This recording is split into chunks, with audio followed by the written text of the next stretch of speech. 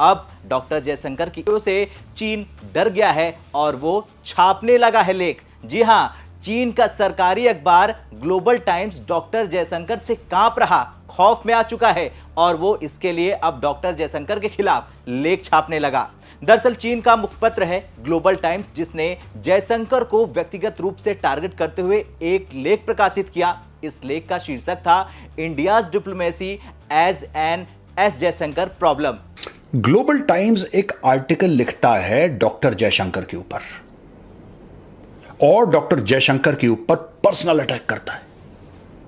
Global Times का article, और global Times का आर्टिकल अटैक करता है और डॉक्टर जयशंकर को उल्टी सीधी चीजें बोलता है कि डॉक्टर जयशंकर जो हैं वो चाइना से परेशान हैं, चाइना से जेलस हैं, चाइना की तरक्की उनसे देखी नहीं जाती है, उनकी फॉरेन पॉलिसी गलत है, ब्ला ब्ला ब्ला ब्ला। जैसे अमेरिका को चाइना का राइज पसंद नहीं है, इसी तरह चाइना को इंडिया का राइज भी पसंद नहीं होगा। ये जा रहा है कि चाइना के ऊपर कुछ चीजों को लेकर भारत जो है वो ट्रेड कर रहा था या डिपेंडेंट था, समझ लीजिए कि केमिकल्स है कुछ मेडिकल के लिए या मेडिसिन के लिए, कई चीजों में जो है दोनों कंट्रीज अभी भी साथ काम कर रही है। तो कहा यह जा रहा है उस रिपोर्ट के अंदर या उस न्यूज के अंदर कि भारत उसको कम करना चाह रहा है कि चाइना के साथ ज्यादा जो है किसी चीज में जरूरत ना रहे चाइना की। वाकई में आपको लगता है कि ये सही स्टेप है और ऐसा ही करना चाहिए? फिर ग्लोबल टाइम्स का आर्टिकल,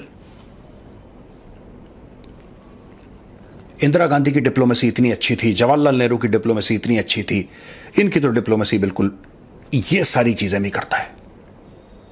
फिर वो एक और लांछन लगाता है कि ये तो जाके बिल्कुल अमेरिका के साथ बैठ गए हैं और हमारे खिलाफ हो गए हैं और हमें दुश्मन की नजरों से देखते हैं।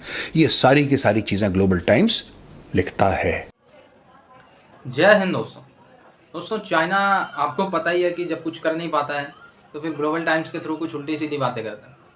अब हमारे विदेश मंत्री जयशंकर साहब, आपको तो पता ही है कि चाइना की सभी फ्रॉड नीतियों का पूरे दुनिया में एक्सपोज कर चुके हैं। कैसे लोन दे के चाइना ने मालदीव को बर्बाद कर दिया, पाकिस्तान को, श्रीलंका को बर्बाद कर दिया, लाओस कंबोडिया को बर्बाद कर दिया, अफ्रीका के 2-3 देशों को बर्बाद कर दिया। जयशंकर साहब ने ये चीज़ें ग्लोबली बताई सब। अब सारे देश चाइना से भाग रहे हैं, पूरा यूरोप चाइना से खरीदारी करने से डर रहा है, यूएस से धीरे धीरे ट्रेड चाइना से कम कर रहा है, बड़ी बड़ी कंपनीज चाइना से शिफ्ट हो रही हैं। ये सब इसमें जयशंकर साहब का बहुत बड़ा रोल है। मैं ये नहीं कह रहा ये सब जयशंकर साहब ने किया, लेकिन हाँ, उनके डिप्लोमेसी का बहुत बड़ा एक योगदान है। तो जाहिर सी बात है, जलन है, अब खिसियानी बिल्ली खंभा नोचे वाली बात है। तो ग्लोबल टाइम्स में ये लिखा कि जयशंकर साहब की जो डिप्लोमेसी वो बहुत ख़राब है और जयशंकर साहब से अच्छी जो डिप्लोमेसी थी वो इंदिरा गांधी की थी, वो जवाहरलाल नेहरू की थी। अब इन बुद्धुओं को कौन बताया? अभी 3 महीने पहले इन्होंने ही बोला कि जयशंकर साहब से अच्छा विदेश मंत्री भारत में अभी तक नहीं आया, अब खुद ही ये पलट गए। और दोस्तों, अचानक ये आर्टिकल ग्लोबल टाइम्स ये इंग्लिश में भी छपा और चाइनीज में भी छपा ऑनलाइन, यानी कि पब्लिश करा गया ऑनलाइन, चाइनीज में और इंग्लिश में। और अचानक इंग्लिश वाला विड्रॉ कर लेता है ग्लोबल टाइम्स आर्टिकल, ये आर्टिकल गायब कर देता है। क्या हुआ? ग्लोबल टाइम्स ने आर्टिकल गायब क्यों करा अचानक? क्या इनकी स्ट्रैटेजी थी कि बोल दो, बाकी लोग इसको सेव तो कर ही लेंगे, हाहाकार तो हो ही जाएगी, फिर हम इसको डिलीट कर देंगे चुपचाप। आदिल बराड़ एक जर्नलिस्ट है ताइवान में, वो कहता है कि ये नाम असली है ही नहीं, ये तो सूडोनिम है। सूडोनिम जैसे तकल्लुस इस्तेमाल करते थे पुराने टाइम, मतलब नाम उसका सही कुछ और है लेकिन उसने कुछ और नाम इस्तेमाल कर दिया। वो कह रहा है बंदा ऐसा है ही नहीं, वैंग डेमिंग नाम का कोई बंदा है ही नहीं, ये ताइवान में है जर्नलिस्ट बेस्ड, आदिल बराड़ है इसका नाम। और इसका यह कहना है कि साहब ये जो वैंग डेमिंग है ये फेक आईडी है, यानी कि चाइनीज सरकार एक फेक आईडी से एक आर्टिकल लिखवाती है डॉक्टर जयशंकर को पॉइंट आउट करते हुए, और यहां तक कह देती है डॉक्टर जयशंकर को कि वो भारत की जो प्रायोरिटीज हैं उसको आगे नहीं रख रहे, भारत के नेशनल इंटरेस्ट को वो प्रायोरिटाइज नहीं कर रहे हैं। डॉक्टर जयशंकर ने कई ट्रिक्स यानी कि चालें इस्तेमाल करी हैं, डिप्लोमेटिक स्ट्रेटजीज इस्तेमाल करी हैं कई देशों के खिलाफ, और ये कह रहे हैं कि उनके पास वो मॉरल, वो नैतिक सेंस नहीं है जो जवाहरलाल नेहरू या इंदिरा गांधी के पास थी। दोस्तों मैं ये जानना चाहता हूं कि ऐसा डॉक्टर जयशंकर ने क्या कर दिया कि चाइनीज इतने परेशान हो गए। Because the Global Times is the official mouth piece of the government of China. Global Times का अगर आप ट्विटर आईडी देखेंगे, वो कहता है China's national English language newspaper under the People's Daily, under the People's Daily. Global Times is owned by the Chinese government. Global Times दोस्तों अपनी मर्जी से फुल स्टॉप और कॉमा नहीं बदल सकता जब तक ऊपर चाइनीज कम्युनिस्ट पार्टी उसको ना बोले। वो एक माउथ पीस है, वो एक भोंपू है चाइनीज कम्युनिस्ट पार्टी का। ये पड़ गए डॉक्टर जयशंकर साहब के पीछे। इंडिया को ये एक एडवांटेज भी है और डिसएडवांटेज। एडवांटेज ये है कि चाइना इज अ राइवल, जो बिल्कुल साथ बॉर्डर लगता है, तो उसको देख के इंडिया को भी अब थोड़ा कैपेबिलिटी इनहेंस करनी पड़ रही है, ग्लोबली रेलिवेंस है and so many other factors. जबकि नुकसान ये है कि बिल्कुल साथ बॉर्डर पे बैठे हुए हैं, तो मसला तो हो सकता है कि अमेरिका के लिए तो कोई नेबर में चैलेंज नहीं था। इंडिया चाइना के नेबरहुड में चैलेंज है इंडिया, और इंडिया के नेबरहुड में चाइना है, पाकिस्तान और चाइना। सो ये चीज़ें थोड़ी सी हैं। सो ये जो पीपल्स लिबरेशन आर्मी है, अब आपको मज़े की बात बताऊं, अब क्वेश्चन ये है कि क्या इंडिया को जो है वो अमेरिकन इस हवाले से एम्पावर करेंगे? ठीक है, ये एक इम्पॉर्टेंट सवाल है। ठीक है जी। अब जो पीपल्स लिबरेशन आर्मी है ना, वो अब ये समझ लें कि वो एक प्रेफर्ड पोजीशन में है कि एक तो उसने अपनी सिचुएशन डिक्लेयर नहीं की हुई कि वो किस तरह सोच रहे हैं, क्या कर रहे हैं।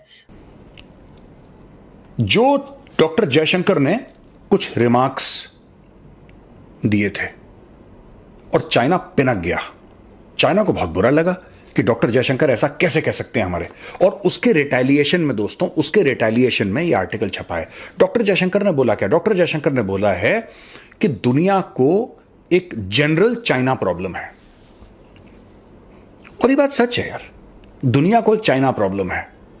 बेसिकली डॉक्टर जयशंकर का कहना है कि अगर आप यूरोप में जाएंगे उनसे बात करिए, अगर आप अमेरिका में जाएंगे उनसे बात करिए, आप दुनिया में किसी भी देश से बात करिए, वो कहेंगे कि हमें चाइना से प्रॉब्लम है।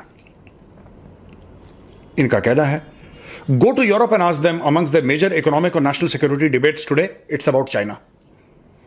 Look at the United States of America, it is obsessed with China and rightly so in many ways. He added that India's problem with China was distinct due to the 4-year border standoff. बोल दिया doctor Jaishankar ने मुंह। अच्छा, doctor Jaishankar is a diplomat but sometimes he tends to speak very straight. उन्होंने क्या बोला है कि नासूर, ये डिप्लोमेटिक लैंग्वेज में है, लेकिन चाइना को दर्द क्यों हुआ? क्योंकि अगर आप ये लैंग्वेज समझें तो आपको पता लगेगा कि डॉक्टर जयशंकर ने चीन को बोल दिया नासूर है। यूरोप जाइए, उनको चीन से प्रॉब्लम है, अमेरिका जाइए, उनको चीन से प्रॉब्लम है, and rightly so, and rightly सो। ये भी डॉक्टर जयशंकर कह रहे हो, बिल्कुल सही है। अगर उनको चाइना से प्रॉब्लम है, अगर आप इकोनॉमिक प्रॉब्लम देखें तो है, नेशनल सिक्योरिटी प्रॉब्लम देखें तो है। जब चाइनीज ने ये सब डॉक्टर जयशंकर की बातें सुनी, पिनक गए भाई लोग, और वहां पे डॉक्टर जयशंकर के खिलाफ आर्टिकल छपने शुरू हुए, और जो सबसे बड़ा आर्टिकल छपा वो छपा ग्लोबल टाइम्स में। अच्छा दोस्तों, इसमें उन्होंने यह भी बोला है कि डॉक्टर जयशंकर का जो करियर है, इसको कहते हैं ना जर्नलिस्टिक हिट जॉब्स। वो कहते हैं कि टाटा ग्रुप में थे after his retirement from the Indian foreign service, और सेकंड टर्म में of the Narendra Modi government ये मंत्री बने। तो क्या हुआ अगर टाटा ग्रुप में थे रिटायरिंग के बाद? तो मुझे एक बात समझ में नहीं आई, मुझे लॉजिक ही समझ में नहीं आया, और मुझे यह बात नहीं समझ में आई कि भाई जब तुम इतने बड़े चौधरी बने थे, जब तुमने डॉक्टर जयशंकर के खिलाफ अपने खुद के अखबार में, यानी कि खुद के ऑनलाइन पोर्टल पे तुमने एक आर्टिकल छाप दिया, तो तुमने आर्टिकल ये फिर हटाया क्यों? किससे डर गए थे? चाइनीज किससे डर गए थे? मुझे ये बात समझ में नहीं आई।